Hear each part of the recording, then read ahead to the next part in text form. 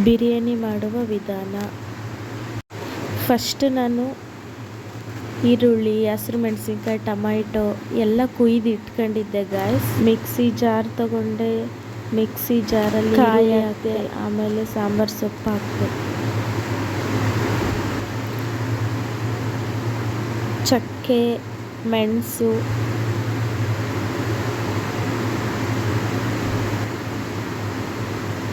ಲವಂಗ. ಒಂದು ಕಡೆ ನಾನು ಕುಕ್ಕರ್ ಇಟ್ಕೊಂಡೆ, ಸ್ಟವ್ ಆನ್ ಮಾಡಿದೆ, ಒಂದು ಸೈಡ್ ಮಿಕ್ಸಿ ಜಾರ್ನ, ಒಂದು ಸೈಡಲ್ಲಿ ಕುಕ್ಕರಲ್ಲಿ ಆಯಿಲ್ ಹಾಕ್ಬಿಟ್ಟು, ಆಯಿಲ್ ಚೆನ್ನಾಗಾದ್ಮೇಲೆ ಈರುಳ್ಳಿ ಹಾಕಿದೆ, ಹಸಿರು ಮೆಣಸಿನ್ಕಾಯಿ ಹಾಕಿದೆ, ಟೊಮ್ಯಾಟೊ ಹಾಕಿದೆ.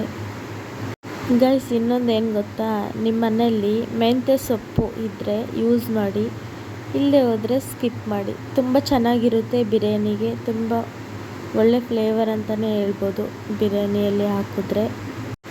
ಚಿಕನ್ ಹಾಕಿದೆ, ಖಾರದ ಪುಡಿ ಹಾಕಿದೆ, ಅರಿಶಿನ ಪುಡಿ ಹಾಕ್ಬಿಟ್ಟು ಸ್ವಲ್ಪ ತಿರುಗಿಸ್ಬಿಟ್ಟು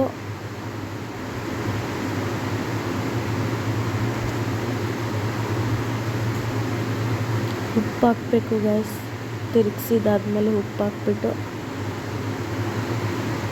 ಫಸ್ಟ್ ಅದೆಲ್ಲ ಏನು ಗ್ರೈಂಡ್ ಮಾಡಿರ್ತೀವಿ ಅಲ್ವಾ ಪೇಸ್ಟನ್ನು, ಆ ಪೇಸ್ಟನ್ನ ಹಾಕಬೇಕು ಆಯಿತಾ. ಆ ಪೇಸ್ಟನ್ನು ನೀಟಾಗಿ ಹಾಕಿಬಿಟ್ಟು ಹಸಿ ವಾಸನೆ ಹೋಗೋವರೆಗೂ ನಾವು ಇದು ಮಾಡಬೇಕು ಆಯಿತಾ.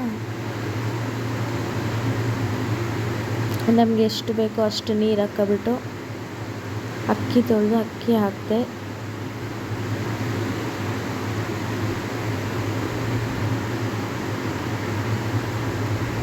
ಅದು ಒಂದು ಕುದಿ ಬರೋವರೆಗೂ